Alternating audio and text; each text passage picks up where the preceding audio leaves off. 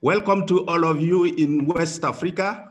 My name is Robert Zougmoré, and I lead the CCAF program for Africa. Thank you, ladies and gentlemen, for participating to our dedicated transformation initiative session, which topic is supporting prosperity through mobility and rural reinvigoration. Before we jump into the duty, let me quickly brief you on our session agenda and on some few logistics. So we will start first our session with an introductory keynote speech to set the scene. And then there will be a polling quiz followed by a talk show with our wonderful panel speakers, after which we will have a live Q&A to allow the audience to interact. And then we will discover the answer to the polling quiz. And after that, we will listen to the perspective of our esteemed celebrity for this session before I give my closing remarks and hand over to the next session. So if you want to use WOVA for the Q&A and the polling, you need to download the WOVA application, which directives are given on the slide. To access the application, you will need to enter the email address you used for the event registration and create a password. Similarly, you can download the report of the action to transform food system under climate change through the link that is just provided below. Now, we are ready to go. So you've noted that I haven't said anything yet about our topic. The reason is just that we have a very experienced person on the subject. So let me introduce our keynote speaker, Dr. Paul Winters. He is the Associate Vice President of the Strategy and Knowledge Department at the International Food and Agricultural Development, IFAD. He is an eminent economist with an extensive experience in rural development and has published numerous journal articles on migration, which is key to our topic, cash transfer program, and smaller agriculture. Paul, thank you really for accepting to give this keynote that will set the scene of our session. And Paul, you have the floor. Thank you, Robert, and good afternoon, everyone, particularly those in West Africa. So today we want to talk about support to prosperity and mobility and rural reinvigoration. But we want to talk about that within the context of transforming food systems, which is what this report is all about. So if you go to the website, Transforming Food Systems, which I recommend, it's quite interesting, you'll see that they have these numbers there on the left. We need to reach 700 million small-scale farmers. And that's necessary if we want to try to achieve the Sustainable Development Goals. The majority of poor are still in rural areas, and many of them are farmers or they're linked to farming. So if we want to achieve all those goals listed there, we need to do that.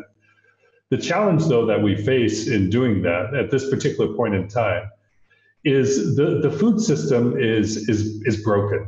It's not working in the manner that we want. Now, we have the issues of poverty and hunger in rural areas, but it's much more than that. The reports that you see on the right side have come out in the last couple of years, and they all tell us the same thing, that we have an issue with climate change, that it's going to be limiting our capacity to produce, so we need to adapt. But also, if we continue on the path that we're going, the planet is going to get too warm, we're going to have changing climatic conditions, and we need to do something about that. These reports also talk about nutrition.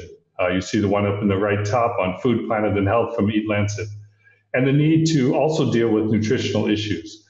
We still have a lot of malnutrition in the world, undernourishment, malnourishment in terms of micronutrients, but we also have growing obesity and overweight. And within rural areas, it's actually growing faster than urban areas now. So while urban areas are still higher, rural areas around the world, we have obesity rates going up very quickly.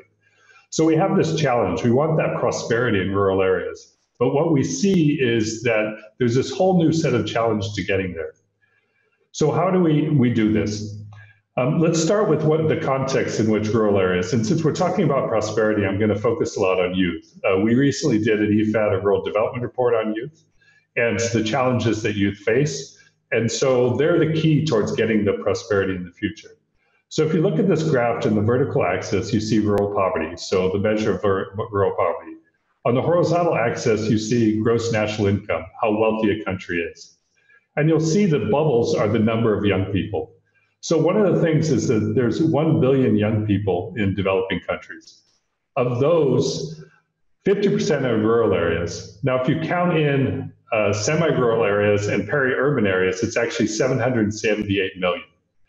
The growth in that is mostly in sub-Saharan Africa. Right now, about 60% are in Asia and 20% are in Africa. In 20 years, in 30 years, in 2050, the number of young people in Africa will double, and they'll reach almost 40% of the entire population of young people in the world. And so we see this big challenge, and part of it is, since poverty is in rural areas, we know that in poorer countries and poorer families often have a lot of children for reasons of concerns about security and safety.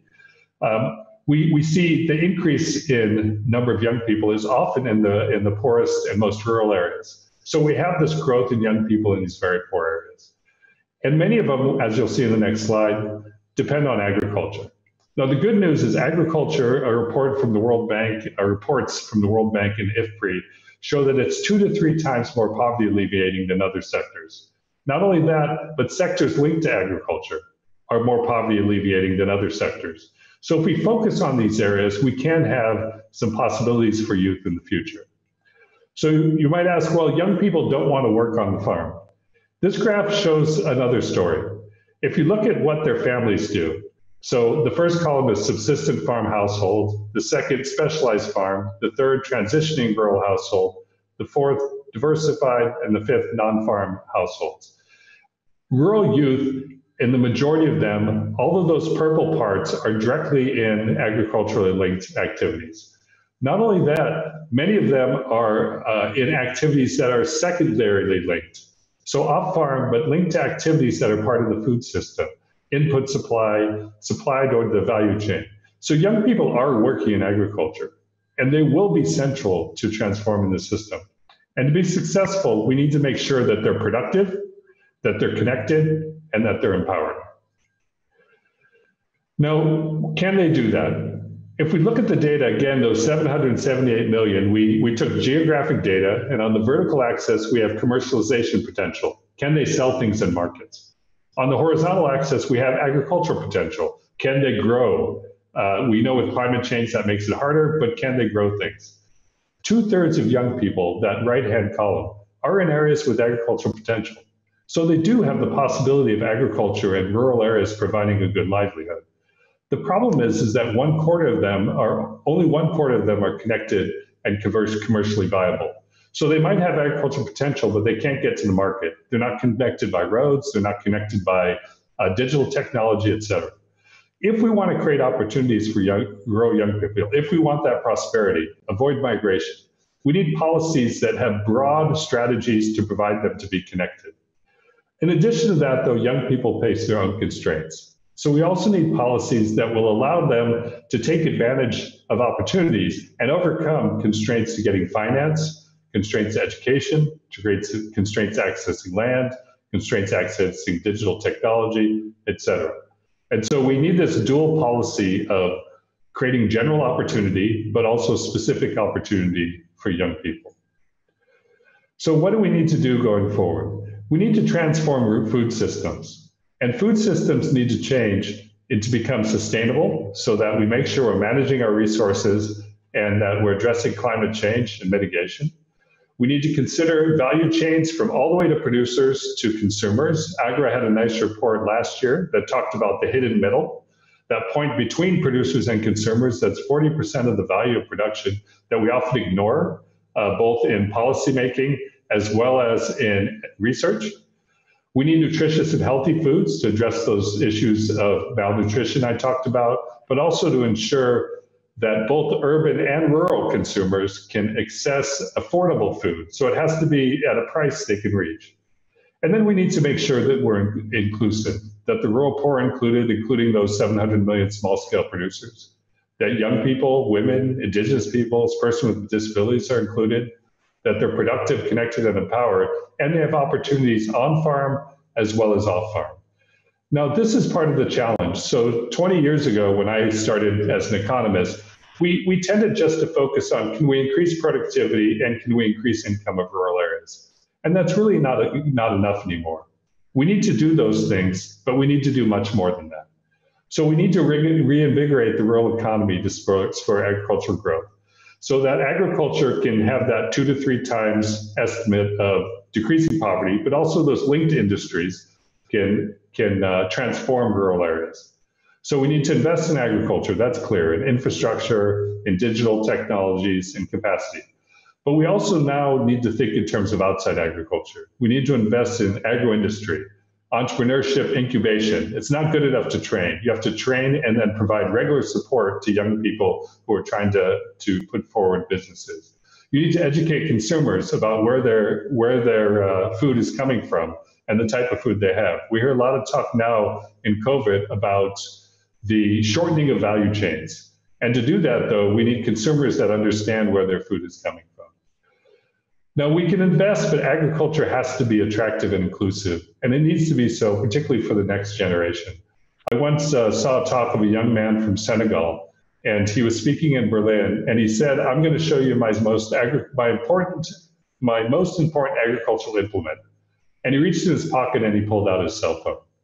And he was saying this was the most important thing for him to get ahead in agriculture.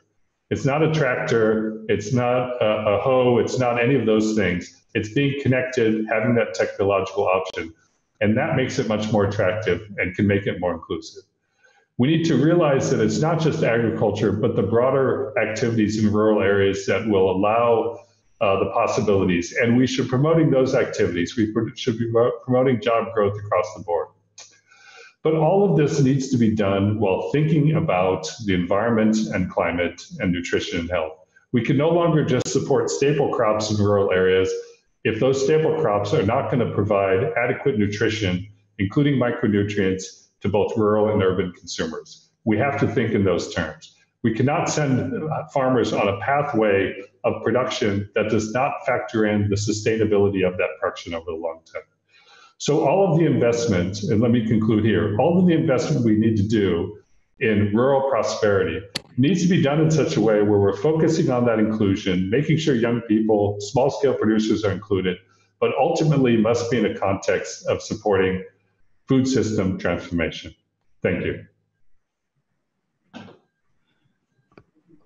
Thank you very much, Paul, for this keynote, which really provides some insightful thoughts on how we can support prosperity through mobility and rural reinvigoration.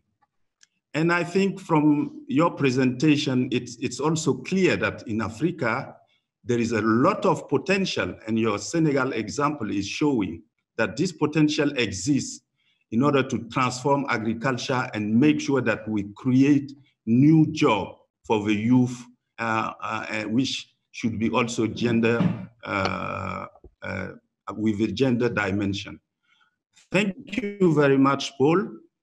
I wish that you stay with us for the talk show. I will come back later to you.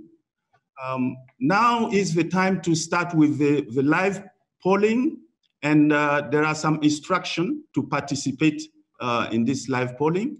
So if you would like to participate, you need to do so by using the WOVA application. Simply go to the WOVA app and select polls. Then you select the question being asked and submit your answer. Now let's move on to our talk show with these outstanding panel speakers. And we have, in fact, prepared specific questions in line with the topic, and we will request our panelists to address these questions. And like I was saying, Paul, I would like you to come in just soon after your presentation, because we all know that rural-urban migration and labor mobility are quite frequent in Africa, especially, and you said it in your presentation. So my question to you is to tell us what should be the kind of priorities for a decent youth employment to transform rural economies in Africa. Over to you. Thanks, Robert. Well, first, we shouldn't see migration as a necessarily bad thing. It's part of a normal process. The real issue becomes when people don't have choice. So what you want to make sure is people have opportunity both in rural and urban areas, and they're not forced to migrate because they don't have choice. So a lot of what we do is we need to make rural areas attractive. We need to make sure that agriculture is attractive. You know, because we did this report on rural youth, I ended up on all these panels with all these young people, particularly in sub-Saharan Africa and a number of countries. And it was interesting listening to them because they kept saying, we don't want to do the agriculture of our parents. We want to do a different kind of agriculture. And this is precisely what the whole developing world needs and what Africa needs, that kind of different type of agriculture. So one is an agriculture that's technologically advanced, that's linked to markets, that's linked to urban markets, taking advantage. So I think that's important. The other thing is to support youth entrepreneurship. And one of the things I mentioned is the incubator type models. We do a lot of training in youth. And the problem is, and you hear this from youth on the panels that I was on, is you hear that the training is great. They learn how to start things up, but they always come across problems as they go along. And so they don't know how to address the new problems. And the incubator model is where you provide them with mentors that they can go back and talk to. And so this is one of the options we can do. And IFAD has a number of incubators that's starting in Africa, 10 in total around the continent. And the idea there is to make sure that as problems emerge, they don't just fall apart in their business, but they have the opportunity to get support as they go along. And so to incubate, and that's a key part of it. Thank you. Thank you, Paul. Actually, you said it, the non-agriculture sector must be really responsive in order to absorb the labor that is existing from agriculture. This is a way where decent and inclusive sort of employment should be promoted. This is an important point for further action. Now, let me move on with our second panelist, which is Dr. Abdulai Jalloh. He is the Director of Research and Innovation at CORAF, the Western Central African Council for Agricultural Research and Development. He has over 30 years of experience, and Dr. Jalloh has provided transformational leadership for many project teams and administration in diverse institutions across sub-Saharan Africa. Welcome, Dr. Jalloh.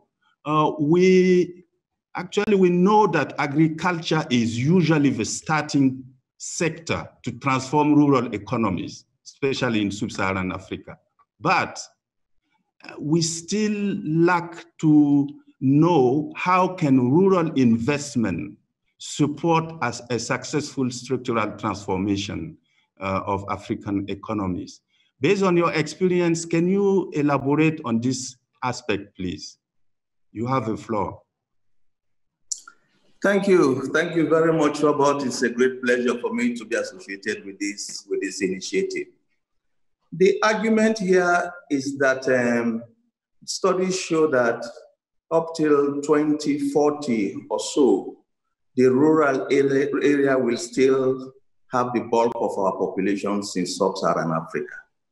I mean, that argument means that you really have to take care of the rural areas. And what is the major occupation of people in the rural area? It is agriculture. I mean, that tells you that, I mean, if you want to address the economy, you have to look at the largest single sector that employs the population, and that is agriculture. Unfortunately, I mean, because agriculture is not very attractive, I mean, it's not as functional as it's supposed to be. I mean, we are having a whole lot of migration from the rural areas to urban areas. But I'll tell you, if you want to really address socioeconomic issues in the countries, agricultural sector is the area. Which means if you want to do equitable distribution of development, I mean, if you go into the rural area, into agricultural sector, you will be able to do that. It also means that if you want to address the largest sector of the people, it will be agriculture. And which means if agriculture is functional, rural-urban migration will reduce, as well as, I mean, our youths moving, going, dying in the deserts, and then going, dying on the Mediterranean seas. It is also important to know that there's a paradox here. In as much as over 50% of our populations are engaged in agriculture, the agricultural sector contributes only about 15% average to gross domestic product, which means that the agricultural sector as it is inefficient. I mean, yields are very low. The yield gap is very high for cereals in sub-Saharan Africa. The average is 1.22 tons per hectare. In Asia, it's about 3 tons. The other developing countries about 3 tons per hectare. And if you talk about the yield potential of cereals, this is we're talking about 5 to 10 tons per hectare. So there is a gap there. Labor productivity is very low. In sub-Saharan Africa, labor productivity has increased by just about 1.6% compared to about 2.5% in Asia. Agriculture is mainly rain-fed. We are not using much of our irrigation potential. Less than 4% of our land area is under irrigation, compared to about 20% worldwide and 38% in Europe. So these are all indications that, and I mean, you are aware of what you call the biennial review. The first one in 2018 showed that about 20 countries out of 55 were on track of the Malabo Declaration. The recent one in 2020, only 4 countries are on track, which means a lot of countries have fallen. This is an indication that our agricultural sector really needs to be supported so that it can serve its purpose. What do we do? I think the first port of call is the governments. If governments are really serious, they want to take their people seriously, they want to take the voice of our people seriously, they should invest in agriculture. And what do you need in agriculture? I mean, Paul has said that you need to increase productivity and you need to link these people to markets. If you link these people to markets, you are able to bring in inputs, they will use these inputs, and they are able to send out their produce and buy, and they will be enticed to increase production and productivity. So the government needs to invest in roads, invest in irrigation, invest in electricity, provide some social amenities that will encourage the youths to stay and have a profitable life. I mean, if you go to villages, they have problems. They have cell phones there. They don't have electricity to charge their phones. These have to be provided. In addition to the hardcore, there is need for the soft factor as well. Government need to establish enabling policies for the private sector to come in. Government is a bad businessman. No government is as good as the private sector. The private sector should be enabled to come in and invest, make sure that the value chain, we're talking about the food system, from production to marketing to processing and so on and so forth. Once you revitalize the production system, the food system, you open up avenues where people can come in and attach and do their business. I mean, not everybody has to go and play with the debt. I love it, but not everybody does that. I mean, you go and do other things, marketing, digital things, and so on and so forth. And the last point, there is also, I mean, the government can go into what they call public-private partnerships. I mean, that is the new vogue now. Even in the infrastructure, roads and bridges that governments used to build. They can go into partnership with private sectors, and then they should be able to have an equitable and proper arrangement so that, I mean, there is a win-win situation. In addition to that, I mean, I think then we have to increase productivity now. That is where research comes in. You have to make sure that the yield gap is closed. You have to make sure that post-harvest losses are reduced. We want to make sure that, and another important aspect that in as much as you have to look at the niche. Which niche do you have? I mean, there is consciousness now. Paul talked about nutrition security. There is concern for, there is now concern for, tell me when I'm to stop, huh? I can talk all day long. Please. There is now concern for nutritious foods. I mean, and there is this call for organic foods and so on and so forth. I mean, that is a niche where at this point in time, I think that is a domain wherein we have comparative advantage. Our farmers are not using as much input as possible. I'm sure they have not reached the optimum level yet. So this is an opportunity wherein the research system can support farmers to increase productivity under this kind of system. And I think CORAF, which is my organization, has been doing so much in terms of, one, providing the enabling environment for research to be done so that there are technologies that can be developed to increase production, even at the higher level, at the regional level, because we are talking about markets. If we think the markets in countries are limited, if you open up, you are able to enjoy economics of scale. I mean, CORAF is working with the regional economic community about regional harmonization. We are opening up. We are supporting the seed private sector in the production of certified seeds, so that these are all good input that can increase productivity. I think let me stop there for a while. Thank you very much, Abdulai.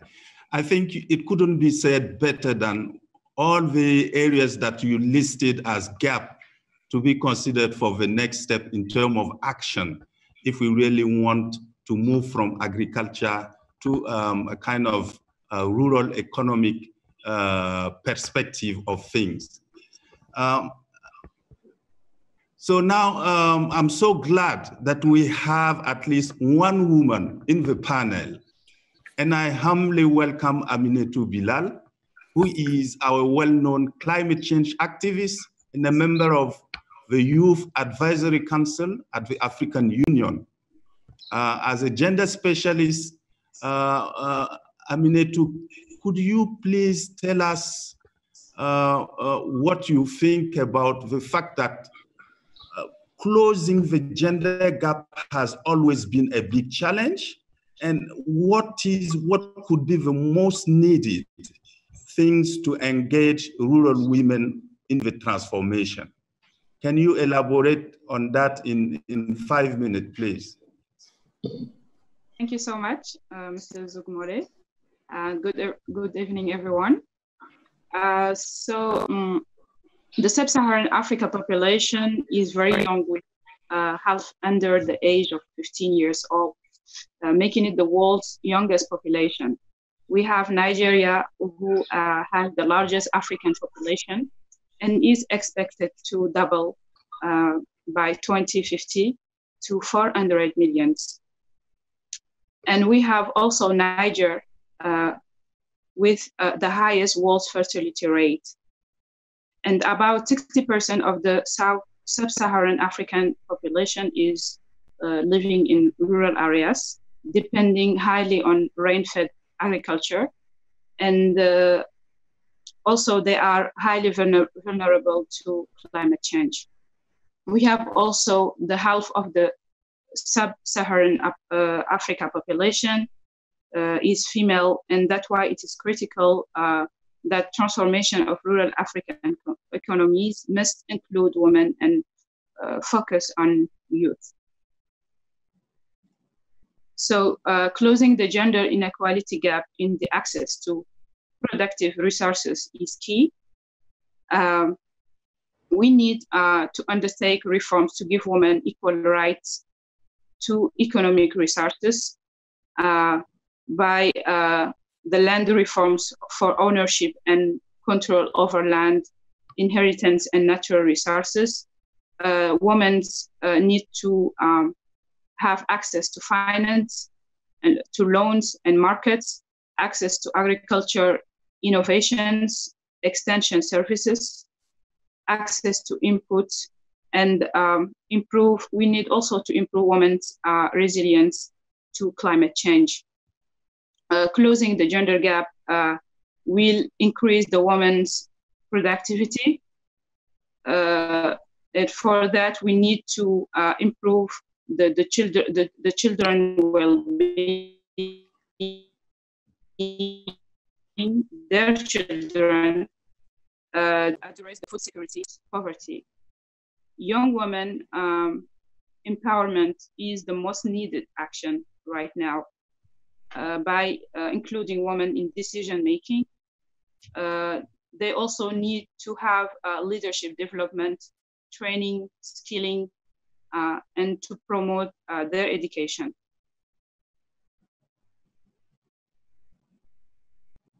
To increase also the participation of women in business and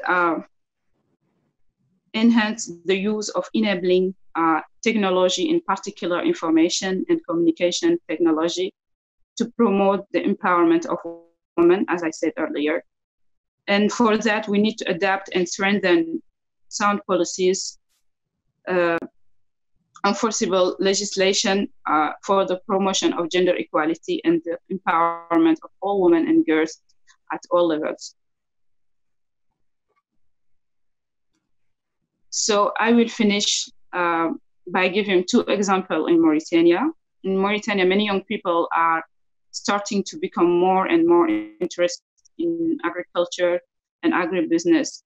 We have two examples of two young women, Mauritanian women, Berdis Mohammed and Safia Toukan. They produce local rice. They have their own product. The Mauritanian state wants to achieve food self-sufficiency through agriculture facilities, to support farmers and assist them to make farming more attractive to young people. So as Mr. Winter said earlier, if we want to transform the food system, we need to make agriculture more attractive to young people, and also to include women in all the process, in the whole process. Thank you. Thank you very much, Aminetou. I think it's clear that we cannot transform rural economies without really making an inclusive process for women and youth. And you clearly stated that with an example from Mauritania. Thank you very much. Now I would like that we move towards offering an opportunity to the audience to interact with the panelists. And there are instructions to submit the questions via WUVA application. So to ask your question, simply type your question into the app. And if you haven't yet accessed the app, you can follow the instruction on the slide. So please put up your question. So in the meantime, we already received some few questions that I will try to put towards our panelists. And the first questions go to Paul. So the participant asked that rural involvement is a must in any development. How to integrate the involvement of rural people, meaning youth and women? Paul, can you elaborate on that very briefly, given that we are running out of time? Sure, and this is part of the model that IFAD generally uses, is that we involve youth and women in all of our projects and try to incorporate them into the broader organizations. it's hard, and this is what I meant by empowerment. You can't invest solely on trying to invest in productivity and even on connectivity. That if you don't empower people, their lives can't be changed. And women and young people face extra constraints. And so if we don't empower them particularly and give voice in the discussions, then you'll never get ahead. And so it's that combination of things that gives you success. And you can't underestimate the importance of voice, right? There's the expression, nothing about us without us. And that should hold true for every group. We shouldn't be talking about women without women included in the conversation, or youth without youth included in the conversation. Over. Thank you very much, Paul. And the second question from a participant goes to, I think, to Abdulai. How do we make farming or agriculture fashionable among the youth, meaning how to make it more attractive to youth and women? Can you tell us briefly, really in 2 minutes, because time is really becoming constrained? Thank you very much, Robert. I would say in the first instance, I mean, really, if you want to make agriculture fashionable, it has to be profitable. It has to be profitable. If someone earns profit from what he or she is doing, that person will like to pursue that kind of thing, which means that you have to come on the other way. I mean, agriculture, as we know it, is laborious. I mean, I think to make agriculture attractive, we have to reduce the drudgery in agriculture. I mean, in terms of land preparation, in terms of weeding, in terms of harvesting and things like that, we have to mechanize.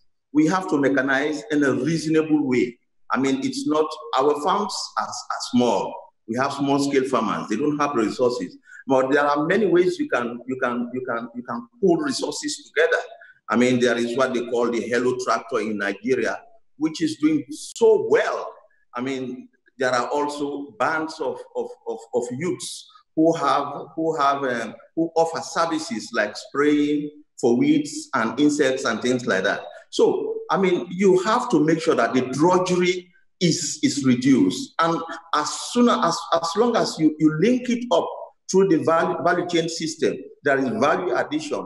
You bring in these other services that are associated with the value chain in terms of IT, in terms of, there are people who just sit there and take commands and link people on the markets. That is their own role. So, I mean, there is a lot of, we should take advantage of the digitization that is now available with us. I think so. Okay. Thank you very much. Aminetou, can you just tell us what you think about the linkage with health, nutrition, education, which are more and more serious when it comes to youth and women?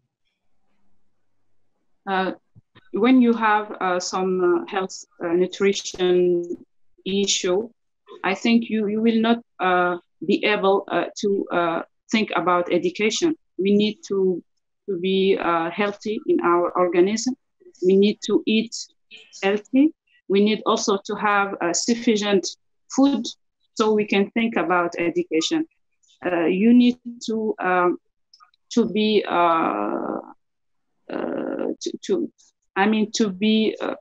very comfortable with your lifestyle. Then you can think about when you are having a problem of when you are starving, you won't think about education. You will think how you get the food, how you will get the proper water, and that is the linkage I think is between food and education. Thank you, Aminetou.